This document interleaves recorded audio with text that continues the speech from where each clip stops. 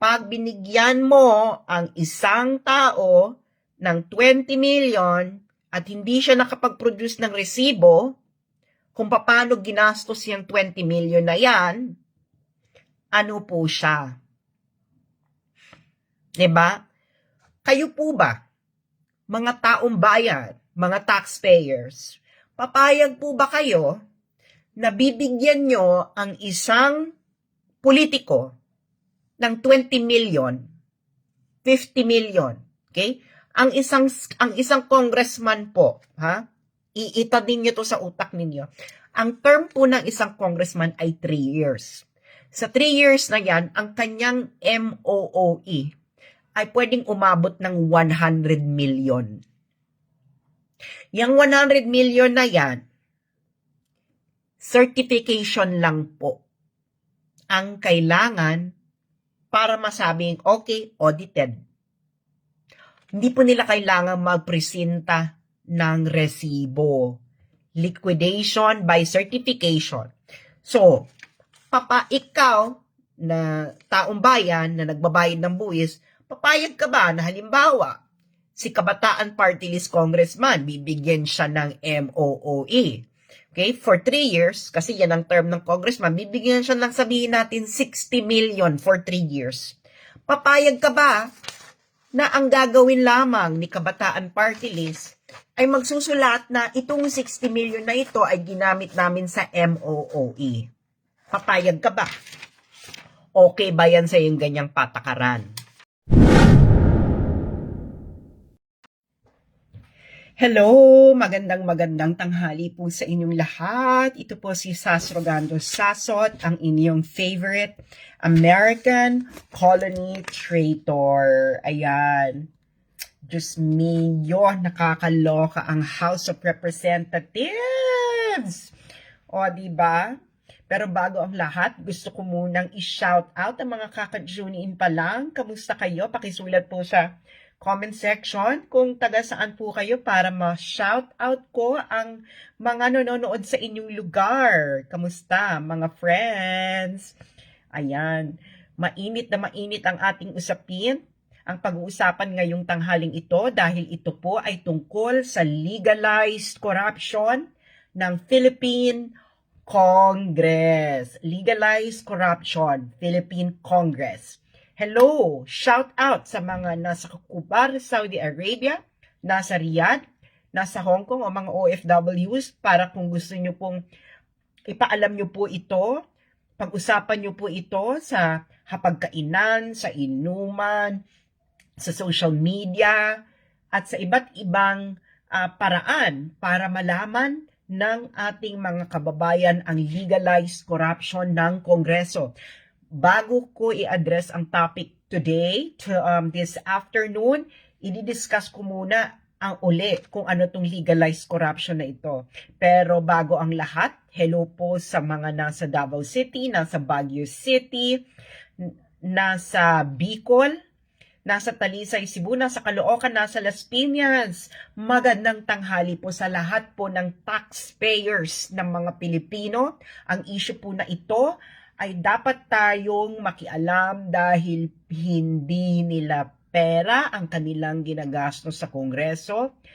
I-share nyo po ang video na ito para malaman po ng taong bayan, lalo na ng mga taxpayers mula sa pinakamaliliit na manggagawa hanggang sa CEO ng malalaking kumpanya, kung ano ang legalized corruption na nanggaganap sa Kongreso at lahat sila ay nagsasabuatan. Hello sa mga taga Cebu, taga Kuwait, mga nasa Hong Kong ulit, mga nasa Australia, nasa Antipolo, nasa Taytay Rizal, nasa Cebu City, Cavite. Ay mga nagtatanong kung paano po magkampanya tungkol about this. Kayo po, kayong magkakabarkada, bumuo kayo ng grupo, at gumawa kayo ng kampanya, dapat po nating kalampagin ang Kongreso ng Pilipinas tungkol sa legalized corruption na ito. Legalized corruption. Mamaya i-explain ko tungkol saan yung legalized corruption. Hello po sa mga taxpayers sa Pampanga, mga taxpayers sa Quezon City, mga nagbabayad ng buwis sa Navotas City, mga nagpapadala ng remittances mula sa Hong Kong, mga nagpapadala din ng mga remittances mula sa Edmonton. Hello sa mga taxpayers po sa Bukidnon. Magandang tanghali sa mga taxpayers sa Taytay. Magandang tanghali rin sa mga taxpayers na nasa Malabon City, mga taxpayers sa Lanao del Sur, mga nagbabayad ng buwis sa Aklan, mga taxpayers sa Navotas City, mga taxpayers sa Leyte, mga taxpayers sa Cebu City, mga nagpapadala ng remittances sa mga OFW mula Thailand, mga taxpayers sa Quezon City, mga taxpayers sa Angeles, Pampanga, mga taxpayers sa Davao City, mga taxpayers, mga OFW sa nagpapadala ng remittances sa Taipei. Kung kayo po ay may pakialam sa legalized corruption ng Kongreso, i-share nyo lamang ito. Hello sa mga taxpayers ng Makati, taxpayers ng Cebu, taxpayers ng Dubai, taxpayers ng Davao City, taxpayers ng Dipolog City. Hello sa inyong lahat. Hello sa mga OFW sa nagpapadala ng remittances mula sa Israel. Mag-ingat po kayo dyan. Maging alerto at handa sa lahat ng pagkakataon. Mga taxpayers sa Tondo, kamusta po kayo? Mga taxpayers sa Caloocan. Mga taxpayers sa Las Piñas. So kung may kilala po kayong ibang taxpayer sa buhay ninyo, i-share nyo lamang ang video na ito sa kanila. Panoorin nyo po, i-discuss nyo po ito sa hapagkainan, sa inuman, sa party, at sa iba't ibang pamamaraan. Dahil hindi po ito pag-uusapan ng mainstream media, dahil sila po ay nakikinabang din sa legalized corruption na ito ng Kongreso. Hello sa mga OFW sa Japan nagpapadala ng remittances. Magandang tanghali po sa inyong lahat. Hello rin po sa mga taxpayers na nasa General City, taxpayers na nasa White Plains, taxpayers sa iba't ibang dako ng Pilipinas, at taxpayers sa Tarlac. So, i-share nyo lang ang video na ito sa ibang taxpayers para po magkaroon tayo ng awareness sa nangyayaring ito. Okay. Kailangan itong paulit-ulit na pag-usapan hanggang ito ay tumatak. Bibigyan ko lang kayo ng kaunting side note. Ako po'y nangihingi, okay, ng proposed 2024 budget ng Kongreso para malaman po natin kung ilang bilyon po sa 2024 ang mapapasailalim na naman sa legalized corruption ng Kongreso. Hindi po ito nakapubliko pa. Nakakapagtaka kung magkano ang gustong budget ng Kongreso na for sure ay mapapasama sa kanilang legalized corruption. Ano nga ba itong legalized corruption ito? Hello sa mga taxpayers na nasa Zamboanga del Norte at iba't iba pang taxpayers dyan sa Mindanao. Makinig po ang lahat mula ordinaryong manggagawa at malalaking CEO. Bakit ito legalized corruption? Bibigyan ko kayo ng maiksing kwento. Okay? Sa hindi nyo po alam, ang Kongreso po ng Pilipinas ay nagpasa po ito ng tinatawag na Concurrent Resolution number 10 noong 15th Congress. Okay? Ito po ay pinasa noong 25th of July 2011. Okay? Ngayon, dahil concurrent resolution po ito, dapat ito ay may pagsasang-ayunan po ito ng House of Representatives at Congress. So, kaya makikita nyo dito, ang concurrent resolution na ito ay adopted by the Senate and the House of Representatives on August 24, 2011 para sa Senate at para sa House of Representatives February 1, 2012. Ayan. So, ano bang nilalaman po ng resolution na ito? Okay. Ito pang title, no? Maintaining the prevailing system of accounting and liquidation of the respective budgetary allocation of each member of the Senate and the House of Representatives as classified. So anong ibig sabihin po niyan? Okay? Yung resolution po, gusto lang niyang i-maintain. Ibig sabihin, bago 15th Congress for the longest time in our political history. Napakahabang panahon. Okay? Ang accounting at liquidation ng bawat isang miyembro ng Senado at House of Representatives ay classified. Ibig sabihin, hindi po ito publicly available. Classified. Okay? At ang dahilan kung bakit nila gusto ito ay makikita natin, okay?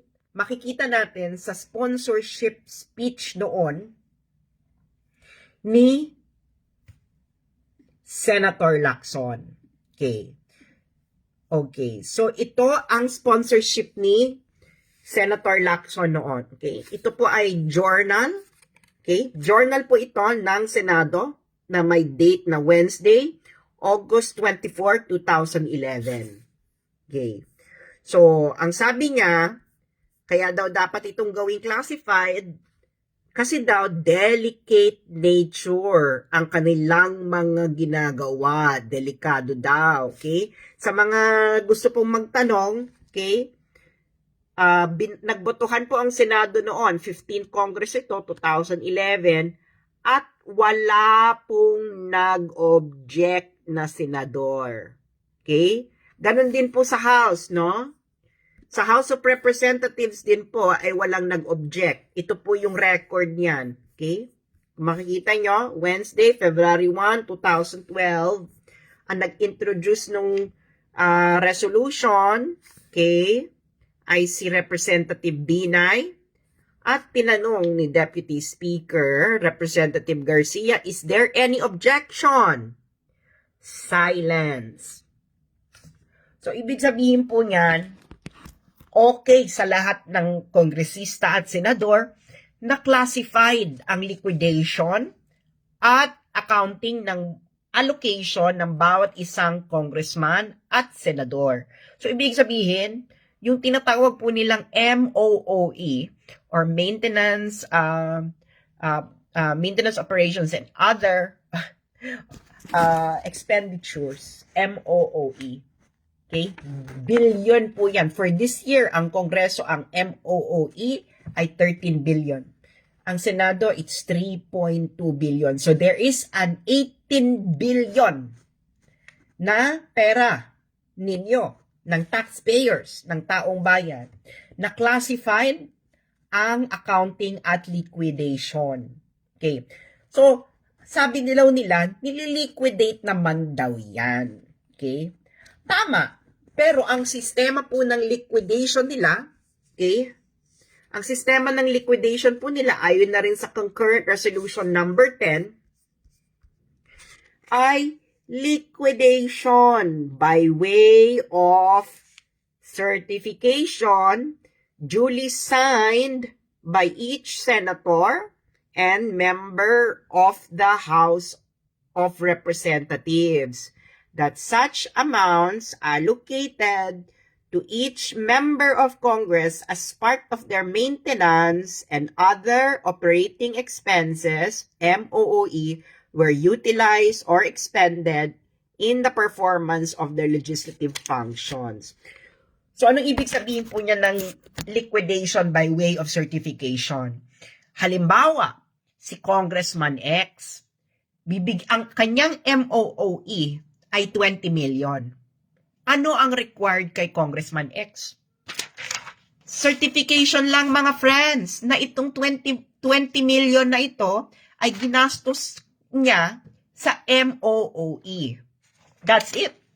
Kaya pag nag-audit, ang makikita lang ay yung mga certification. Wala po kayong hindi po required ang resibo. Okay? Bakit ayaw nila ng resibo? Babalikan natin yung speech ni Lacson. Okay? Na na kinatigan, ibig sabihin, all senators agreed with it, no? Noon. Ang kanyang rason ay, eto, bakit daw certification na lang?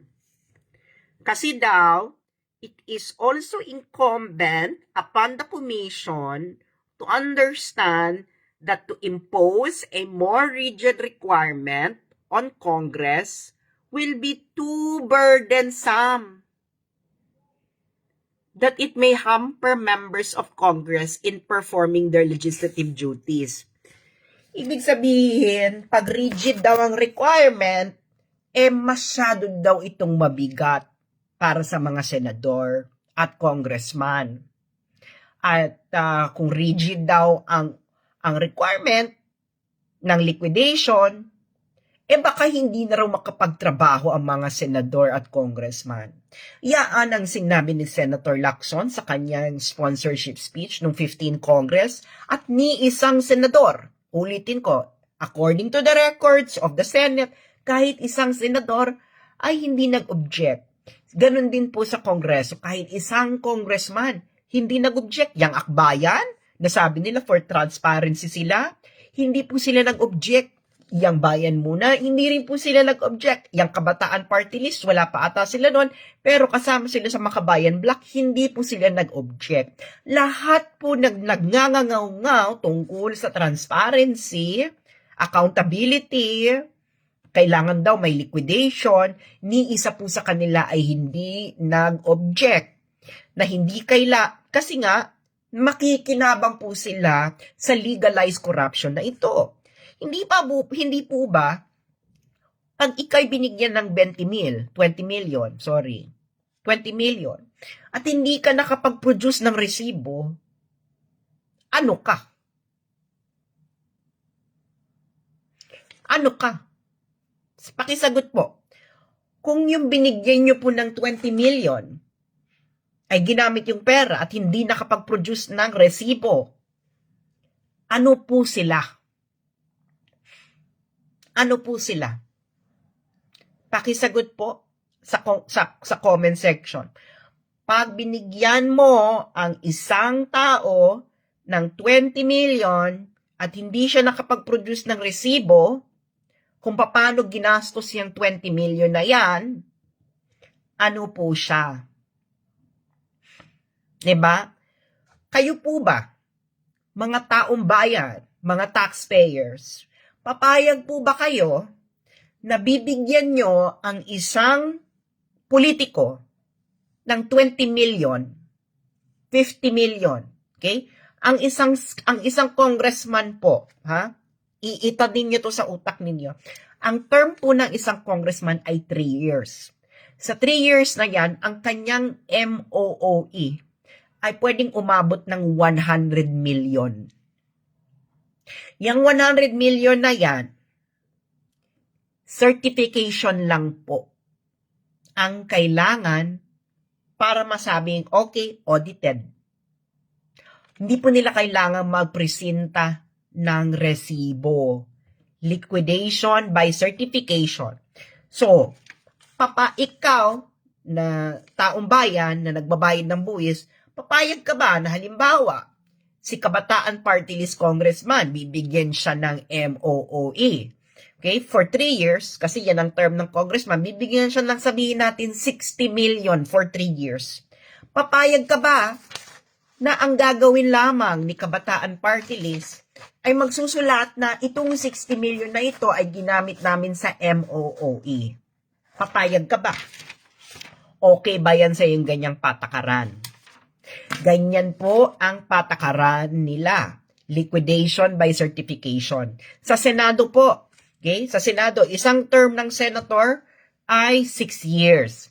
Sa 6 years na yan, ang kanyang MOOE ay pwedeng umabot ng 500 million isang senador. For 6 years, 500 million MOOE.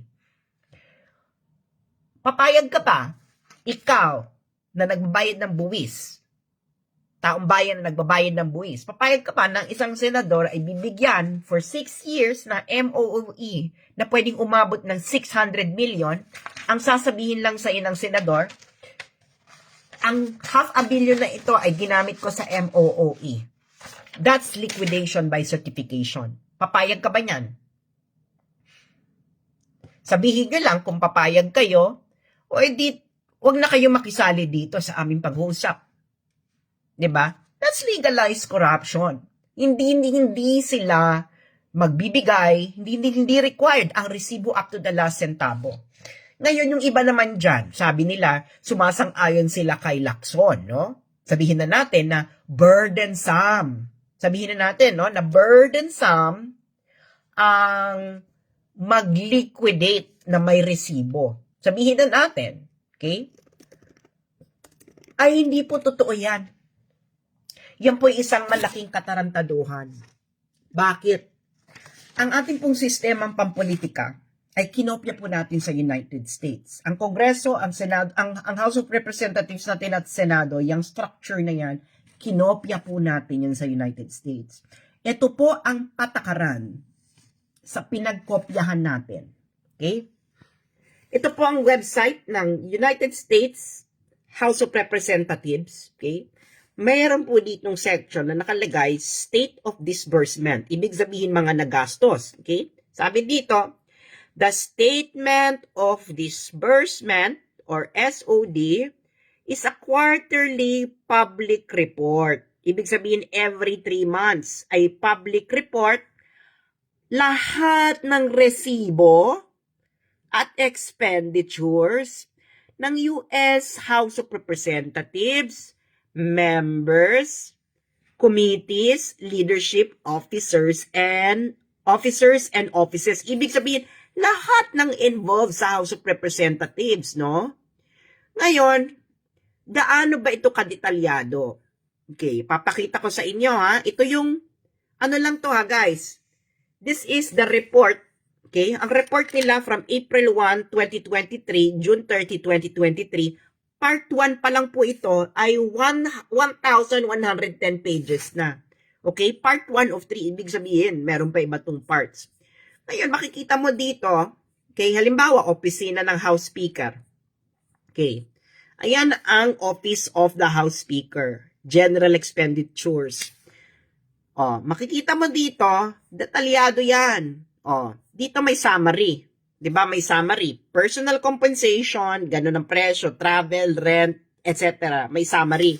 And then meron po ditong detailed breakdown. Halimbawa, ito, mga personnel. 'Di ba? Mga personnel. So nakalista diyan lahat ng personnel. Okay? Magkano ang kanilang posisyon at ang binayad sa kanila for that quarter. Very detailed po 'yan, very detailed. Kita nyo? Kahit cloakroom floor assistant, malalaman mo ang sinweldo for the quarter, 'di ba? At sino yung binayaran. Okay, ganun po kadetalyado. Okay? Tingnan naman natin yung mga expenses. Nakikita nyo yan? Taxi. Nandun yung presyo. Meals, lodging, taxi, Wi-Fi. Can you imagine? Pati Wi-Fi use. $8 naka-record. Makikita mo, 'di ba? Kung kailan ginastos, sino ba 'yan? 'Di ba? Nakikita niyo kung gaano kadetalyado 'yan? So, paano masasabing burden? 'Di ba? Anong burden, 'di ba? Tingnan niyo, $2. $2.69 naka-record meals. So, ibig sabihin mga friends, hindi totoo na mababurden sila. 'Di ba? Hindi totoo yan kasi may staff na nagli-liquidate. Ang totoo niyan, kaya ayaw nilang mag-liquidate up to the last centavo kasi nga legalize ang corruption. That's the truth. Kung ikaw na OFW, na domestic helper sa Hong Kong, pwede mo bang sabihin sa amo mo, pag binigyan ka ng, sabihin natin 1,000 Hong Kong dollars na pang grocery, Pwede ba sa amo mo na magsusulat ka lang ng certification na yung 1,000 na yon ay ginamit mo for grocery? Pwede ba yon? Hindi ba? Magbibigay ka ng resibo up to the last centavo. Okay? Yung mga na-late po, i-replay nyo na lang mamaya, no? Pwede namang i-replay yan, no?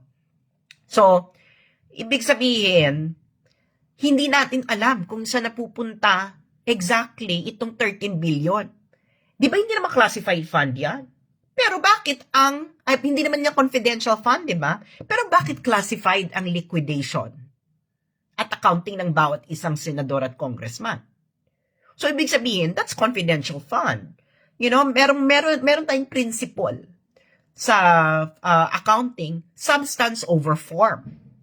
Nakalagay sa budget ninyo, MOOE. Pero in substance, yaan ay confidential fund kasi ang kanyang liquidation at accounting ng bawat isang congressman ay classified. Therefore, it's like, in substance, it is actually a confidential fund.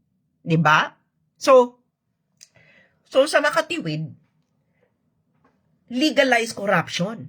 MOOE, kayo ba? Nakahanap na ba kayo ng liquidated MOOE ng kahit isang congressman at senador na may resibo katulad sa House of Representatives ng Amerika? Wala. Ibig sabihin, itong mga to ay hindi natin alam kung saan ginagastos itong bilyong-bilyong salapi ng mga taxpayers sa iba't ibang lugar sa Pilipinas. Hindi ba? Ngayon, nagdadrama sila ngayon. Ngayon, nag-launch sila ng campaign. Ang kampanya nila ay under attack daw sila. Kaya daw, we stand as one, protect the house. Ulul! Sinabi nyo yan pagkatapos pumutok ang balita na meron kayong classified fund. Pagkatapos humingi ng liquidation ni Pangulong Duterte sa bawat isang congressman at senador. Paano kayo naging under attack humihingi lamang ng liquidation ng bawat isang senador at congressman? Huwag niyong gaguhin ang taong bayan. Hindi kayo under attack. You are being held accountable. Okay? At, di ba, sigaw kayo ng sigaw ng transparency. Asaan ang transparency ng paggastos ninyo ng bilyong-bilyong MOOE ng Kongreso at Senado? Just for this year alone, mga friends, okay? Mga taxpayers. Ang Senado at House of Representatives ay may MOOE, combined MOOE, na 18 billion. 18 billion just for 1 year. At yung 18 billion na yan ay hindi required ng resibo. Ang liquidation yan ay certification lamang. Can you imagine? 18 billion na pera ng taong bayan, ang liquidation ay certification lang. Sige nga. Payag kayo? For this year, 18 billion ang liquidation, certification lamang ng Congress at Senado na ito ay ginamit sa MOOE? Makatarungan ba yan sa bawat domestic helper sa Hong Kong na binubugbog ng amo kung kahit magkulang lamang ng 1 sentimo o nawala niya yung resibo? Makatarungan ba yan sa mga domestic helpers sa Middle East na binubugbog ng amo dahil nga nagkulang na 1 sentimo ang sukli o hindi or nawala yung resibo? Makatarungan ba yun sa kanila? 18 billion for this year. Wala pong liquidation na may resibo na maipoproduce ang Kongreso at Senado. Kasi kung yung 18 billion na yan, you must have 18 billion worth of resibo. Makikita natin kung kanino yung binayad. Kasi hindi yan confidential fund, di ba? Kaya dapat makapag-produce kayo ng resibo. 18 billion po just for this year. Ilang years pa yan? 6 years, 6 years ang Senado, 3 years ang Congressman, I'm pretty sure mare-re-elect. Can you imagine 18 billion times 6? Oh, sabihin natin pareho lang yung MOOE for the entire year, no? Oh, 108 billion for 6 years. Walang resibo. Certification lamang. Sige nga, paano to naging makatarungan? Paano kayong under attack?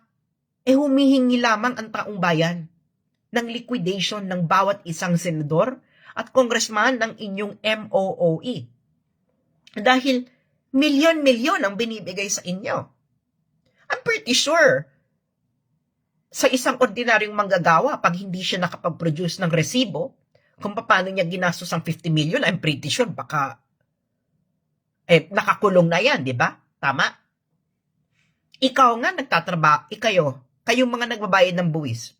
Pag hindi kayo nakapag-produce ng resibo sa kumpanya ninyo kung paano nyo ginastos ang 50 million na budget na ibinigay sa inyo, anong gagawin sa inyo sa trabaho?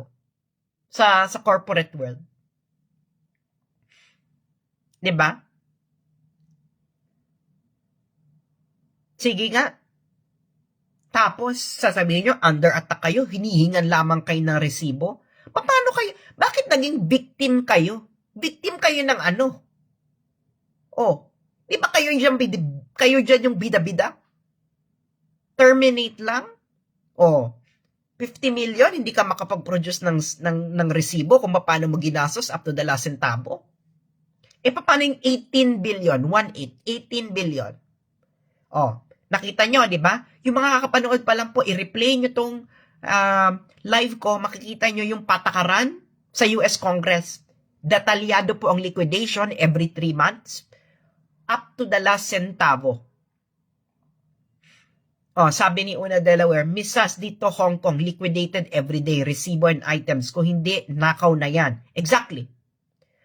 Pag kayo ay hindi nakapag-produce ng resibo, kung paano nyo ginastos, let's say 20 million, isa-isa sa inyo,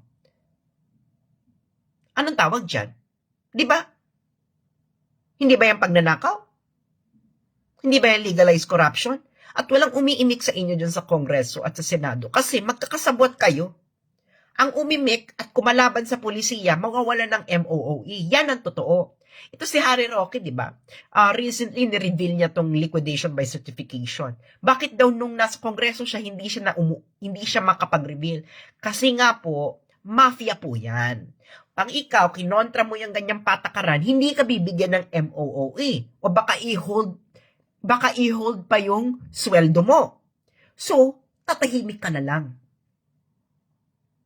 Ano yan peer pressure, makipag-teamwork ka na lang sa kanila na yung MOOE nila na by the millions ay walang resibo.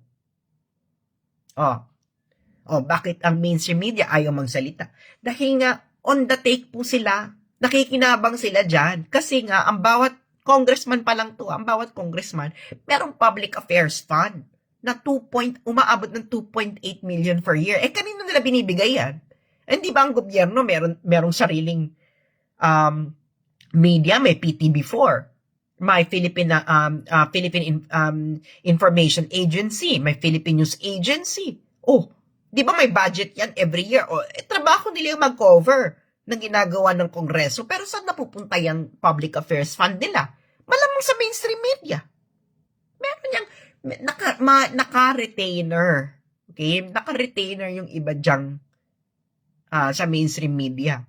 Kaya hindi sila to aangal. Kita nyo, bakit hindi nyo to narinig noong 2011? Hindi ba karimari-marim ito? Ba't hindi nyo to narinig noong 2011 nang ito ay naipasa ng Senado at Kongreso? Hindi ba dapat noon pa lang narinig nyo na to? Sino ba ang nagko-cover? Sino ba ang nagsasalita noon tungkol sa politika? Hindi ba mainstream media lang? O hindi ba kayo nagtataka bakit hindi nila ito ginawang issue? Malaking kagaguhan ito. Can you imagine millions by millions? Hindi mo kailangan ng resibo? Di ba?